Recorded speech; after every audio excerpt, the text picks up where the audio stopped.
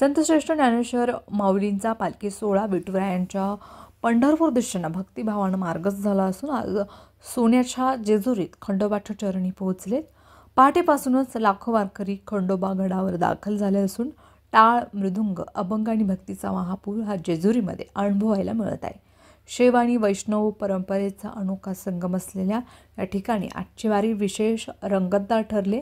दरम्यान पालखी सोहळा हा रविवारी दिवे घाट पार करत सासवड मुक्कामी पोहोचलाय, तेव्हा मोठ्या संख्येने भाविकांची गर्दी होती। याच दरम्यान पालखीमधील एका बैलानं अचानक उधळ घेतल्यानं काही काळासाठी वातावरणामध्ये गोंधळ निर्माण झाला होता। गर्दीमुळे बैल घाबरून उधळल्याचा अंदाजही व्यक्त करण्यात येत आहे। ही घटना 2 दिवसांपूर्वी घडली असून घटनेचा व्हिडिओ सध्या सोशल मीडियावरती व्हायरल होते।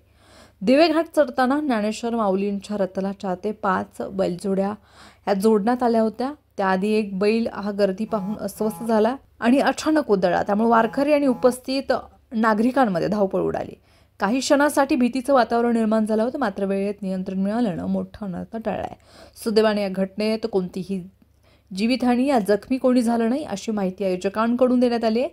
पंढरीच्या वाटेवर काही ठिकाणी पावसाच्या हलक्याच्या सरींचाही अनुभव येत असताना त्याकडे दुर्लक्ष करत वारकरीची अखंड सेवा आणि भक्तिभावानं मार्गक्रमणा सुरू आहे। रस्त्यातील अडथळे, हवामानातील बदल, गर्दी या साऱ्या गोष्टी वारकऱ्यांना रोखू शकत नाहीत, कारण त्यांच्या मनात आहे एकच ध्यास आहे, तो विठुरायांच्या दर्शनाचा।